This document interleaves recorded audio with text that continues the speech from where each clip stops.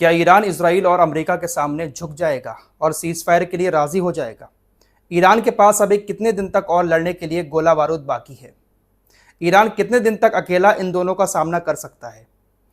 Israel और America के हमले से ईरान के अंदर नुकसान कितना हुआ है? इन तमाम सवालों के जवाब आपको इस एक वीडियो में मिलने वाले हैं, इसलिए वीडियो में आखिर तक बने रहिएगा। वीडियो देखने के बाद अगर आपने चैनल सब्सक्राइब नहीं किया है तो सब्सक्राइब करके हमारे साथ जुड़ जाएं, क्योंकि यहाँ पर तमाम खबरों को बहुत आसान भाषा में और कम टाइम में बता दिया जाता है।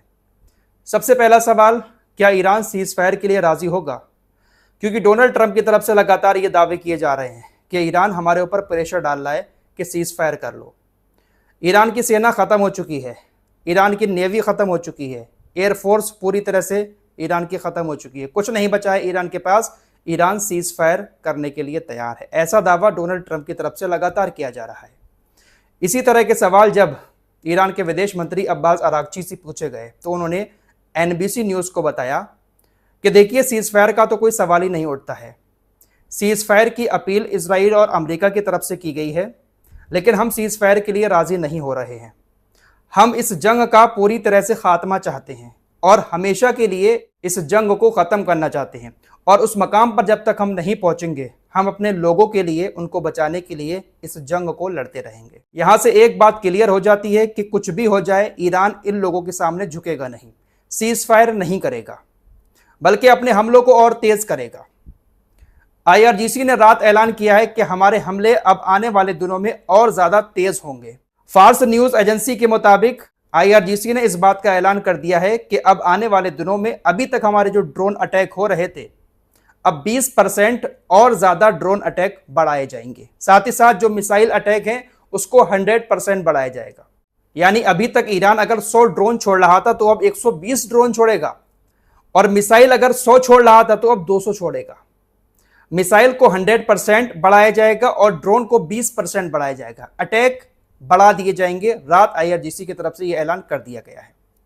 साथ ही साथ आईआरजीसी ने एक नई रणनीति बनाई है। वो नई रणनीति ये है कि अभी तक मिडिल ईस्ट में हम सिर्फ अमेरिका के सैन्य ठिकानों को निशाना बना रहे थे, लेकिन अब हर उस संपत्ति को निशाना बनाएंगे जो अमेरिका और इजराइल की है। मिसाल के तौर पर मिडिल ईस्ट में जैसे इराक में अमेरिका की तेल की कंपनियां हैं। अमेरिका की तेल की कंपनियां मिडिल ईस्ट के अंदर जो भी हैं उनको अब ईरान निशाना बना सकता है। अमेरिका की एम्बेसी को निशाना बना सकता है। तमाम खाड़ी देशों में जो एम्बेसीज हैं उसको निशाना बनाया जाएगा। ये टारगेट में शामिल कर लिया है। रात ईरान की तरफ से ये ऐलान कर दिए गए हैं। हर उस संपत्ति को निशाना बनाया जाएगा, चाहे वो किसी भी देश में हो जिसका लिंक अमेरिका और इजराइल से है। तो अभी तक सिर्फ सैन्य ठिकानों पर अड्डे हो रहे थे इन खाड़ी देशों में, लेकिन अब हर चीज पर हमले होंगे। तो यहां से दोनों और बातें क्लियर हो जाती हैं कि ईरान के पास हथियारों की भी कमी नहीं है, इसीलिए अपने हमलों को और बढ़ाने की बात कही है। साथ ही साथ ईरान अकेला इनसे लड़ेगा। कोई देश इनके साथ हो ना हो, ईरान इन सबसे अकेला लड़ेगा और तमाम देशों पर अमेरिका इजराइल की संपत्ति को नुकसान पहुंचाएगा। ईरान अकेला है, कोई भी देश ईरान के साथ नहीं है। सिर्फ हिजबुल्लाह एक संगठन है जो ईरान की तरफ से हमले कर रहा है इजराइल के ऊपर। कल भी बहुत ज्यादा हमले हिजबुल्लाह ने इजराइल की तरफ किए हैं। 2 सैनिक मारे गए। इजराइल की तरफ से बताया गया कि पूरा दिन हमले होते रहे, रॉकेटों की बारिश होती रही हिजबुल्लाह की तरफ से। इंटरसेप्टर मिसाइलें उनको इंटरसेप्ट करके मारती रही, तो नुकसान उधर हिजबुल्लाह भी इनकी मिसाइलों को करवा रहा है। 2 सैनिकों की मौत इजराइल ने कंफर्म कर दी है कि हिजबुल्लाह ने उनको मार दिया। दोस्तों, ईरान जिस तरह से डटकर इनका सामना कर रहा है, ये लोग पूरी तरह से बौखला गए हैं। और अब इस तरह की झूठी झूठी बातें इजराइल की तरफ से ईरान के खिलाफ अरब वर्ल्ड को लेकर फैलाई जा रही हैं, ताकि अरब दुनिया जो है पूरी वो ईरान के खिलाफ हो जाए। साथ ही साथ ईरान के लोगों को भी लगातार अमेरिका और इजराइल की तरफ से बहकाने की कोशिशें की जा रही हैं कि कैसे भी करके ये जनता अपनी आईआरजीसी और सरकार के खिलाफ सड़कों पर उतर आए। इनका प्लान यही था दोस्तों कि हम आयतुल्लाह खामनेई को मार देंगे, फिर जनता को भड़काकर सड़कों पर उतार देंगे। आईआरजीसी के खिलाफ जब जनता सड़कों पर उतरेगी तो हमें और मौका मिल जाएगा लोगों को मारने का भी और आईआरजीसी को कमजोर करने का भी। ये लोग लगातार कोशिशें कर रहे हैं। सेंटकॉम की तरफ से ईरान की जनता से कहा गया कि देखिए, आपकी जो सेना है वो आबादी वाले इलाकों में बैठकर हमारे ऊपर मिसाइलें दाग रही है। आपकी जो आईआरजीसी है उसने मिसाइलों को घनी आबादी में आपके बीच ले जाकर रखा हुआ है और वहीं से हमारे ऊपर हमले किए जा रहे हैं। इससे आपको भी नुकसान हो सकता है। अमेरिकी सेंट्रल कमांड जो मिडिल ईस्ट में है उसकी तरफ से यह बात ईरानी जनता से कही गई है। ताकि ईरानी जनता अपनी IRGC के खिलाफ हो जाए। अमेरिकी सेंट्रल कमांड ने कहा कि हम आपको टारगेट नहीं कर रहे हैं, आपकी सेना वहां पर मौजूद है तो मजबूरन हमें वहां पर टारगेट करना पड़ेगा, उसमें आपकी जान भी जा सकती है। तो इस तरह से अमेरिकी ईरानियों को डराने की कोशिश कर रहे हैं।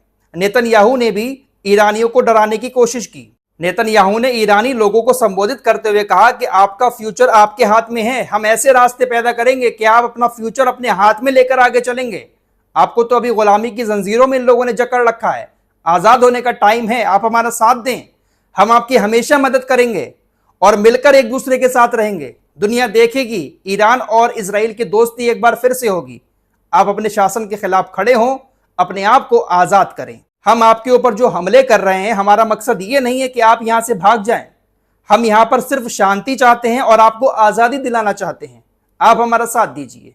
ये शांति चाह रहे हैं जनाब, ईरान के लोगों को मार रहे हैं, उनके घरों को तोड़ रहे हैं, ये शांति की बात कर रहे हैं। परमाणु बम के नाम पर जिस तरह से ये लोग हमले कर रहे हैं, कह सकते हैं कि ये आतंकी हमले हैं। युद्ध के नियमों को तोड़कर पीने वाले पानी की सुविधाओं पर हमले किए जा रहे हैं ताकि लोग पानी ना पी सकें। तेल पर हमले किए जा रहे हैं। स्कूल, कॉलेज, धार्मिक स्थल कुछ नहीं छोड़ा है अमेरिका इजराइल ने। ईरान के अंदर भी सबको निशाना बनाया है।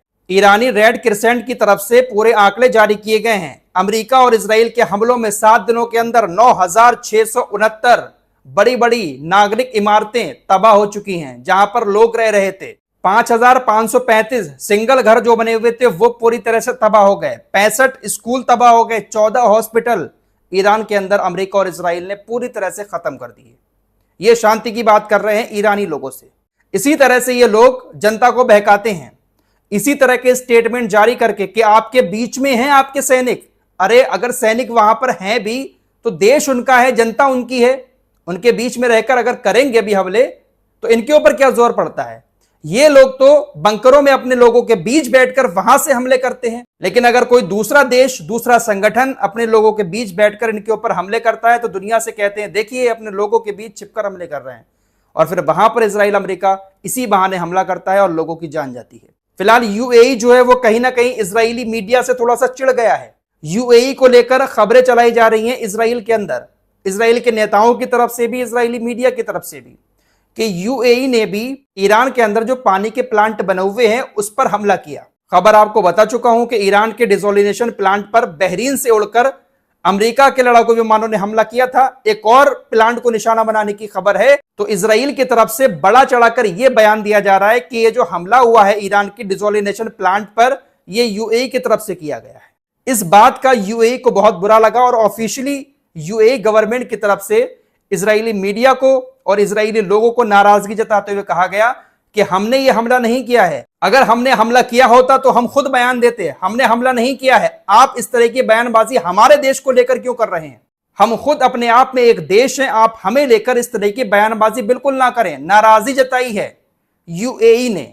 खबरें तो ऐसी भी आ रही हैं कि सऊदी अरब के जो विदेश मंत्री हैं उन्होंने भी मिडिल ईस्ट में जो भी मौतें हो रही हैं उसका जिम्मेदार इजराइल को बता दिया है कि गाजा में भी मौतों का जिम्मेदार इजराइल था और यहां पर भी जो मौतें हो रही हैं उसका जिम्मेदार भी इजराइल है।